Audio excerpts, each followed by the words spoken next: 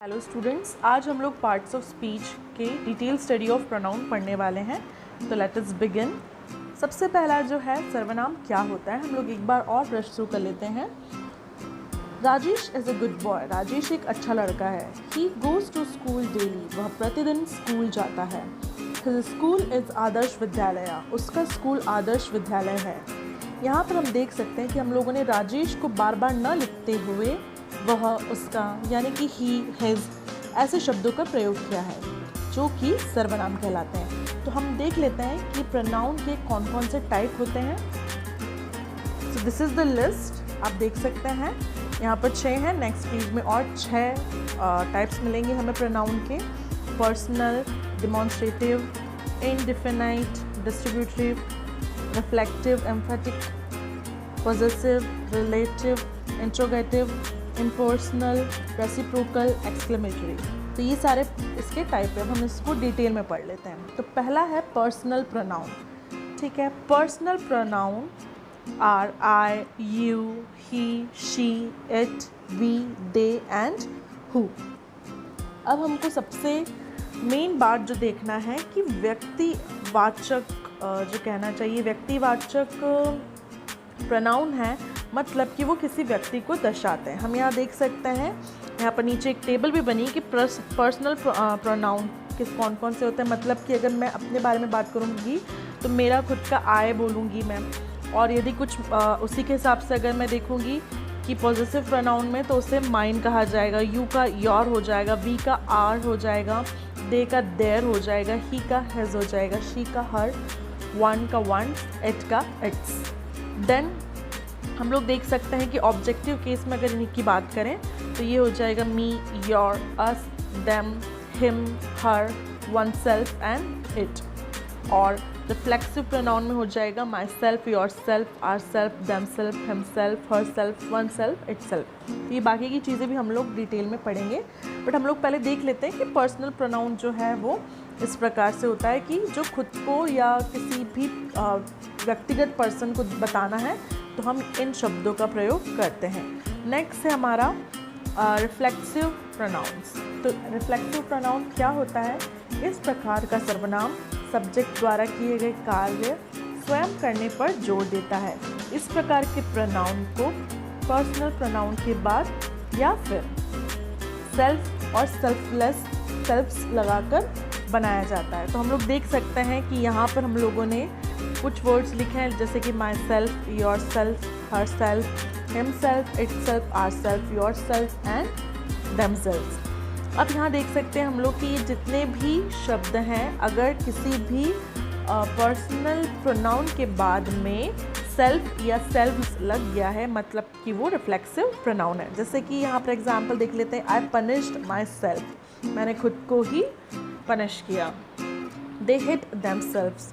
उन्होंने खुद को ही मारा। You do this work your self. यह काम तुम खुद से करो। तो जितने भी सेल्फ वाले वर्ड आते हैं वो रिफ्लेक्सिव प्रोनाउन होते हैं। नेक्स्ट है डिमॉन्स्ट्रेटिव प्रोनाउन, मतलब संकेतवाचक सर्वनाम। यहाँ हम देख लेते हैं कि जो प्रोनाउन किसी व्यक्ति या वस्तु और संकेत करने के लिए प्रयोग किए जाते हैं उन्हें हम संकेतवाचक सर्वनाम कहते हैं। जैसे कि दिस, दैट, दीज, दोज।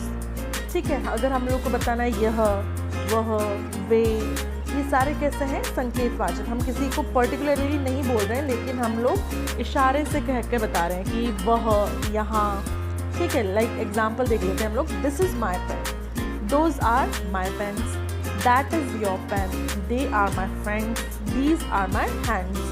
ठीक है, तो दिस, दैट, दीज, दोज, ये सब क्या हो गए? डिमॉन्स्ट्रेटिव प्रोनाउंस हो गए। नेक्स्ट है इंट्रोगेटिव प्रोनाउन। यहाँ पर हम लोग देखते हैं जिन प्रोनाउन का प्रयोग प्रश्न पूछने के लिए किया जाता है वे प्रश्नवाचक सर्वनाम होते हैं, यानी कि इंट्रोगेटिव प्रोनाउन। जैसे कि who, which, what, where and how. ठीक है, अब हम देखेंगे कि यहाँ पर हम लोगों ने क्वेश्चन लिखा है, who comes here, what is the matter, whom do you know, where does he go, whose is this book। मतलब कि who comes here, कौन यहाँ आता है, what is the matter, क्या बात हो गई, whom do you know, तुम किसे जानते हो, where does he go, तुम वह कहाँ जाता है, whose is this book, यह किताब किसकी है, ठीक है। लेकिन हम देख सकते हैं कि यहाँ पर अगर इंट्रोगेटिव प्रोनाउन बता रहा है, मतलब कि वह डायरेक्टली पूछेगा कि उसका जो क्वेश्चन है वो हु से स्टार्ट हो रहा है, ठीक है। नाउ हम लोग नेक्स्ट देख लेते हैं। नेक्स्ट है relative pronoun. Relative pronoun is nothing but जो प्रोनाउन दो कार्य करते हैं। पहला, अपने पहले आए हुए नाउन के लिए प्रयुक्त होते हैं, तथा सेकंड जो है वो वाक्यों को जोड़ते भी हैं, जिन्हें हम संबंधवाचक सर्वनाम कहते हैं। फॉर एग्जाम्पल यहाँ पर हम लोग देख सकते हैं विच, व्हेन, हु, ठीक है। अब हम बोलेंगे कि भाई ये हु, व्हेन, हाउ, ये तो हम लोग पहले वाले में भी पढ़ चुके हैं, लेकिन हम देख सकते हैं कि इन दोनों में डिफरेंस क्या है कि रिलेटिव प्रोनाउन क्या होता है कि रिलेटिव प्रोनाउन बीच में आते हैं, ठीक है, और इंट्रोगेटिव प्रोनाउन हमेशा हम यहाँ देख सकते हैं कि स्टार्टिंग में आ रहे हैं, हु, व्हाट, हुम, वेयर, हुज, लेकिन यहाँ पर रिलेटिव प्रोनाउन बीच में आ रहे हैं, जैसे कि this is the book which I read twice, ठीक है, यह वह किताब है जिससे मैं दिन में 2 बार पढ़ता हूँ। मतलब कहना चाहिए कि विच तो मतलब क्वेश्चन मार्क नहीं है लास्ट में, लेकिन ये बीच में आ रहा है, ठीक है। I was going to market when she came, मैं मार्केट जा रहा था जब वह आई, ठीक है। We dislike the man who tells a lie, हम उस इंसान से को नहीं पसंद करते हैं जो कि झूठ बोलता है। यानी कि हिंदी में अगर हम देखें रिलेटिव प्रोनाउन तो जो कि, वह, या जब, ये सारे वर्ड्स रिलेटिव प्रोनाउंस में आते हैं जो कि 2 सेंटेंस को जोड़ रहे हैं। नेक्स्ट है इंडेफिनाइट प्रोनाउंस। नाउ जो सर्वनाम किसी निश्चित व्यक्ति, वस्तु की ओर संकेत नहीं करते वे अनिश्चितवाचक सर्वनाम कहलाते हैं। तो ये क्या है? अनिश्चितवाचक सर्वनाम। जैसे कि हो गया some of these are good pens, little water is now left in the tub, ठीक है। अब यहाँ पर हम लोग देख रहे हैं कि सम, लिटिल, ऑल, ठीक है, ये जो बातें कह रहे हैं ये किसी को भी एग्जैक्टली नहीं बता रहे कि क्या, ठीक है, मतलब प्रॉपर उसकी मात्रा नहीं बता रहे। जैसे कि some of these are good pens, इनमें से कुछ पेन अच्छे हैं, ठीक है। तो ये हो गया आपका प्रोनाउन।